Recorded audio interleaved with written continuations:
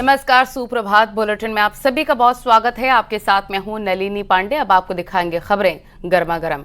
प्रधानमंत्री मोदी आज भी यूपी में धुआंधार प्रचार करेंगे। पीएम मोदी सुबह 10:45 पर बस्ती पहुंच जाएंगे और वहां पर संयुक्त जनसभा को संबोधित करेंगे। पीएम मोदी बस्ती समेत संतकबीरनगर, डुमरियागंज लोकसभा क्षेत्र को एक साथ साधने की कोशिश करेंगे। इसके बाद पीएम मोदी श्रावस्ती में भी रैली करने वाले हैं। तो अंतिम चरण का रण है और सियासी तापमान काफी हाई है।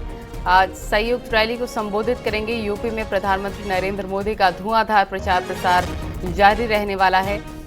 यूपी में पीएम मोदी का प्रचार प्रसार का अभियान चलेगा और 2 जनसभाओं को आज प्रधानमंत्री नरेंद्र मोदी यूपी में संबोधित करेंगे। संयुक्त रैली को संबोधित करेंगे प्रधानमंत्री नरेंद्र मोदी। श्रावस्ती में भी उनकी जनसभा प्रस्तावित है। तो यूपी में प्रधानमंत्री का 2 जनसभाओं करने का कार्यक्रम है। इसको लेकर तैयारियां भारतीय जनता पार्टी के तमाम कार्यकर्ताओं ने कर ली है। कार्यकर्ताओं का जोश काफी ज्यादा हाई है कि प्रधानमंत्री आएंगे और उन पे जोश भरने का काम करेंगे। उपेंद्र वाराणसी से हमारी सहयोगी तमाम जानकारी के साथ लाइव जुड़ गए। उपेंद्र का रुख कर लेते। उपेंद्र, प्रचार प्रसार का दौर अंतिम चरण को लेकर अब चलना शुरू हो गया है। प्रधानमंत्री नरेंद्र मोदी 2 धुआंधार प्रचार प्रसार जनसभाओं को संबोधित करेंगे। इसको लेकर क्या जानकारी मिल रही है और अंतिम चरण को लेकर ये जनसभाएं प्रधानमंत्री की कितनी अहम हो जाती हैं?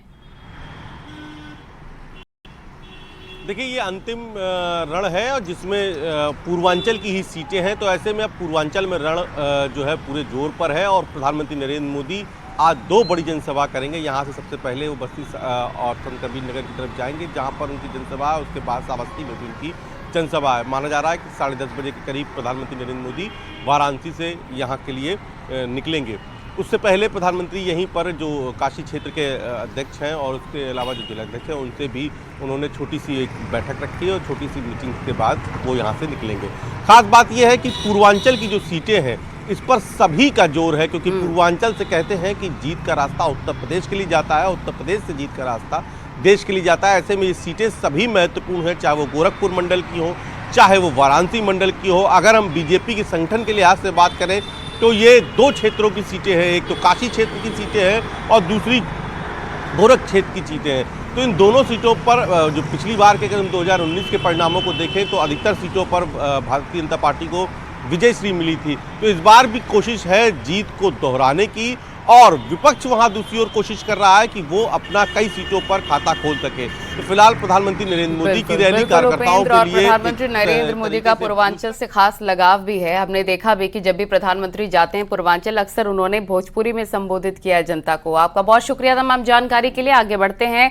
मंगलवार को पीएम मोदी वाराणसी में महिला सम्मेलन में शामिल हुए। जिस महिला सुरक्षा की बात प्रधानमंत्री मोदी और सीएम योगी कर रहे हैं उसका असर वोट बैंक में भी दिख रहा है। अगर 2014 और 2019 के चुनावी आंकड़ों को समझे तो 2014 के लोकसभा चुनाव में बीजेपी को 29% महिलाओं के वोट मिले थे, जो 2019 में बढ़कर 36% हो गए। और अब प्रधानमंत्री मोदी की नजर आधी आबादी के परसेंटेज वोट को बढ़ाने पर है, जिसे साधने की कोशिश आज वाराणसी में प्रधानमंत्री नरेंद्र मोदी करते नजर आएंगे।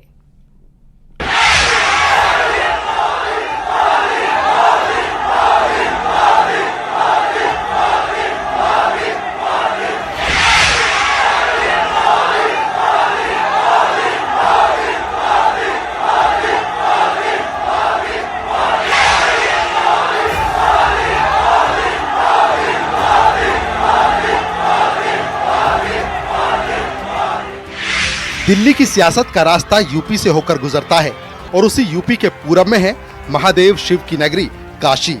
वो वीवीआईपी सीट जो पूरब की पॉलिटिक्स का एपी सेंटर मानी जाती है।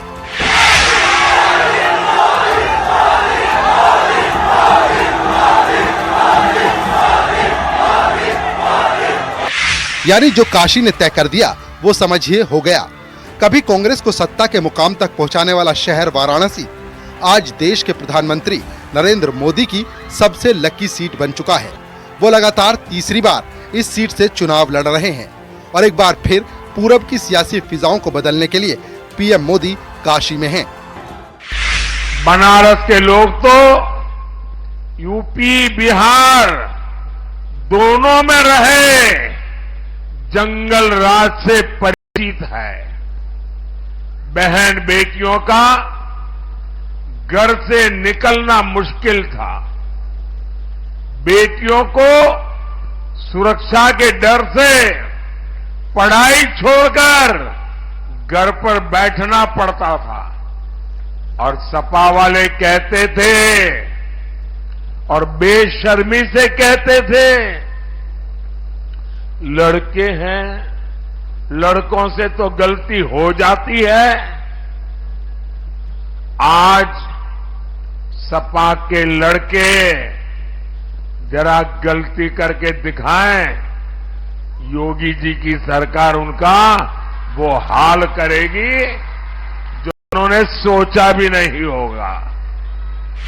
पीएम मोदी का संवाद आधी आबादी से है। पीएम मोदी का संदेश नारी शक्ति के लिए है, क्योंकि जिस सीट से पीएम मोदी तीसरी बार चुनाव लड़ रहे हैं, वहां से पूरे पूर्वांचल तक पकड़ बनाने की है।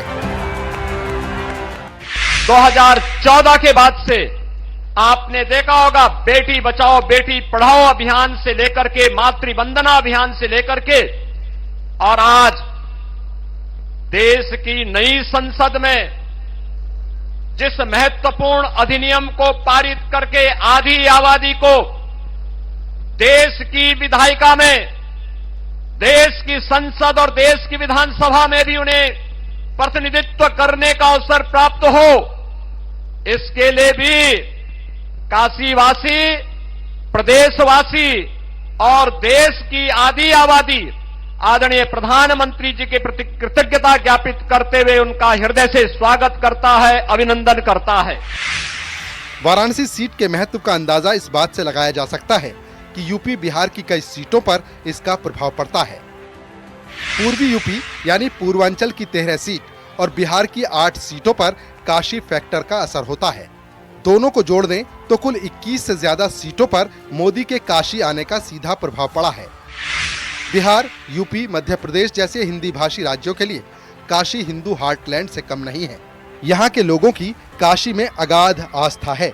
सनातन धर्म के प्रवाह का त्रिकोण अयोध्या, प्रयाग और काशी को ही माना जाता है।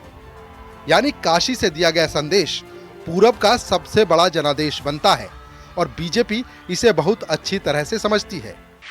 आज यहाँ पर उपस्थित नारी शक्ति अपने भाई को गारंटी देती है कि इस बार 10 लाख से अधिक वोटों से आपको जिताकर संसद में भेजने जा रही है। यानी काशी हिंदुत्व का ऐसा गढ़ रही है जहां की धमक का असर पूर्वांचल की कई सीटों पर होता है। मिर्जापुर, चंदौली, जौनपुर और गाजीपुर जैसी सीटों पर वाराणसी का रिएक्शन साफ दिखता है। यानी काशी से दिया गया संदेश एक वोटर्स की एक मास ब्रिगेड तैयार करता है, यानी ऐसी ब्रिगेड जो लहर के साथ चलती है। Bureau report, news 18।